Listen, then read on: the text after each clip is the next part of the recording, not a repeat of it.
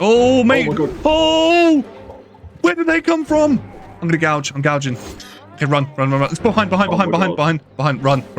Yeah. Oh my God. Mate, run. I am an incredibly proud man. I hate to admit where I'm wrong, but goddamn was I so wrong. Not wanting to try hardcore could well have been the dumbest decision that I have made in a long time. You see, I was already loving Classic, enjoying the pacing and the progress on my character, ticking things off along the way, and uploading my videos as a new player to, I guess, share my journey. But on every video, someone would say, hey, you should try WoW Classic Hardcore, or we'd love to see you make a hardcore character.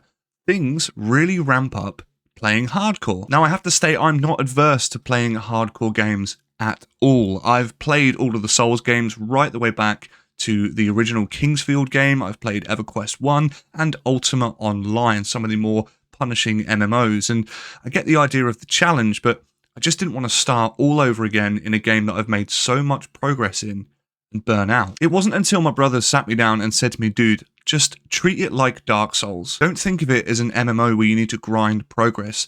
Treat your character like they are totally separate from what you're playing through on the softcore version of WoW Classic. I must say that that statement really resonated with me, so I said, okay, well, here's the deal. You have to make a character too. And because we're both incredibly competitive, he turned around and said, yes, that is fine, let's do that. So as the gods intended, we rolled out brand new hardcore characters, and in typical WoW fashion, we made up ridiculous names for them, and we were off to see what Azeroth had to offer once again, but this time it was very different. Yeah, self-found female rogue called Critney Spears. The adventures of Holy Moly Oli and Critney Spears. There has never been a better ballad than that. It was incredibly early on that my enjoyment and perspective of this game, which was already massive, actually increased tenfold. You see, in hardcore, you always feel nervous. Nowhere feels safe. Trivial tasks become massive mountains to climb. Quests that you could once tackle head on with the only repercussion being respawning now could cost you your life and a total reset. You're not even going to help us fight the wolves? Mate, he's just off. He's just running off. Mate, this guy's an absolute yellow belly, I'm telling you. He's gone, mate! He's just gone! He's like, this is hardcore, mate. I've played this game before. I'm out of here. We also, like, strangely enough, we witnessed death a lot sooner than we expected, honestly, and it wasn't even our characters. The amount of people that we saw dead within the opening 3 hours of playing the game was actually staggering. Look at all that wolf meat you get. Mate, how's this guy dead? How is it actually a dead guy already? Is there actually? Right in front of No me. way. There's a mage dead on the floor. Right, how the fuck has this happened? My guy, you're stood outside of the fucking castle. How have you died? Like, literally, bro, you good. Right, I've got a question. How has someone died inside the inn? How's that happen? How on God's green earth has that happened? Now, just like in the world of good people and bad people, good and evil in many films, I feel like there is a lot of characters within the hardcore version of World of Warcraft that fit that exact dynamic. You've got the good people that will wave to people on their journey, buff people, and then you have some more unsavory folk, shall we say. The sort of people that kind of make me feel like my cat when someone strange enters the room.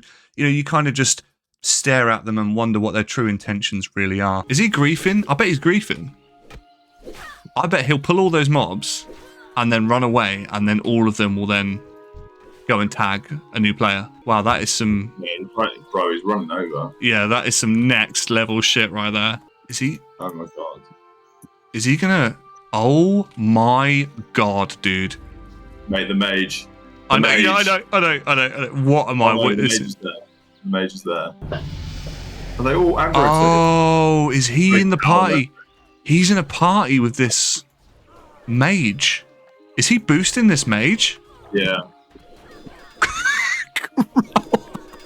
Now, during our journey of cautiously watching out for each other, it dawned on me that we are essentially just a Wish version of Frodo and Sam. We're set out on a merry adventure, well, except the only thing that we had to deliver was poor damage, and a terrible, terrible fashion sense. Mate, honestly, like, I'd be happy to call our run here. I am absolutely dripping in swag with this red shirt. My tits look phenomenal.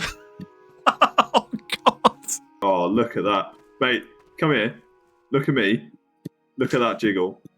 Mate, what is your haircut? You look like you're about to return an iron back to Debenhams. It was also abundantly clear that in many combat situations, we just did not understand the team dynamic required to stay alive. Like, simple things like my brother actually having enough mana. What do you reckon to that 3 pool over there by that tent? That's a bit of us. Yeah, go for it. I'll see ya. Here we go. You got stamina. There you go. Oh, wait, I'm out of mana. I'm out of mana. Wait.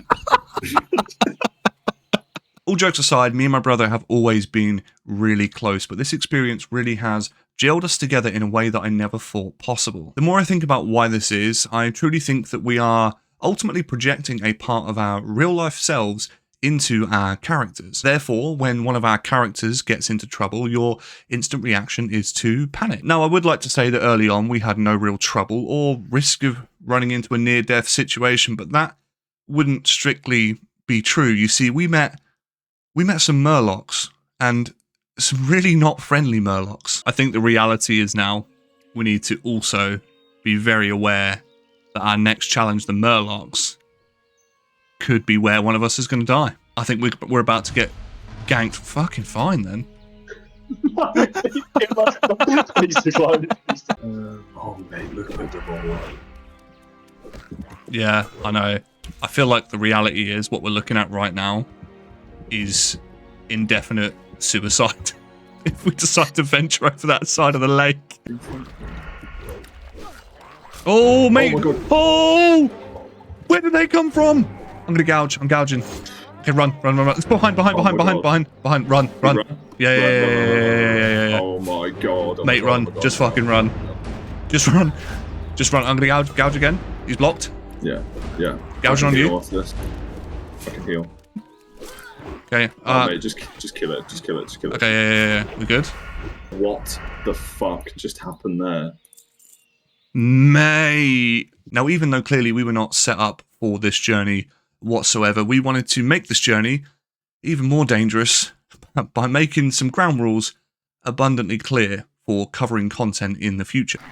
We are Mate, basically there. can you imagine how chaotic Dead Minds is going to be? Especially with me healing. So here's the play, right? We have to do every dungeon. Have to. Yeah.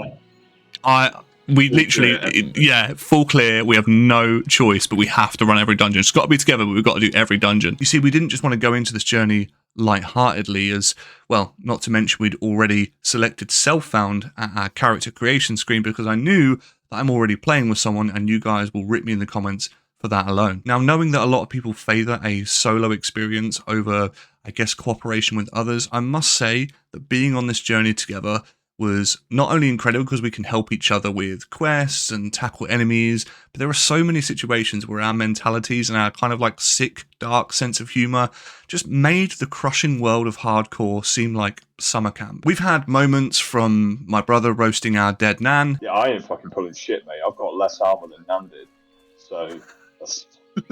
Less armor than Nan did. Oh my God. To glazing over Zaryu. Also, no homo. Have you seen how fucking ripped that guy is? Is it? Mate, type in Zaryu Instagram. It's like a fucking thirst trap. And even ditching each other when faced with our first real pack of mobs. I honestly think you're main tank. I can't even... Mate, right, yeah, good luck on that one.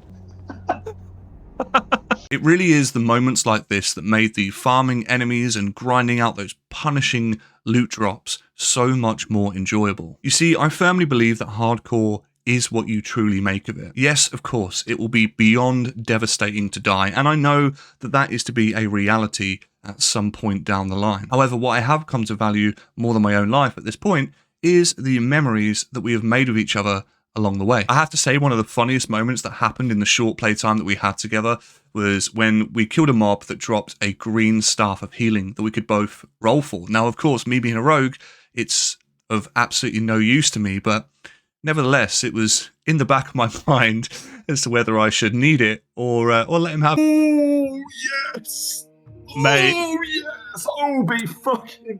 You dare take that. The question is, do I hit need? Should we roll for it? No, don't roll for it. I swear to God, Josh, I will slap you. What do you mean roll? You can't. I still won. It was shortly after this that we wrapped up our first journey at level 9 until we could play again. It doesn't seem like massive progress, but we both have jobs. My brother has 2 kids, so it's a kind of as and when situation. Moving forward, I would really like to keep bringing you these sort of videos as a sort of series where I update you guys on the progress in a kind of documentational format, if that makes sense, and hopefully you enjoy the journey along the way. If you did enjoy this sort of video, please do consider leaving a like rating and subscribing for more World of Warcraft Classic and Classic Hardcore content, and I'll see you in the next one.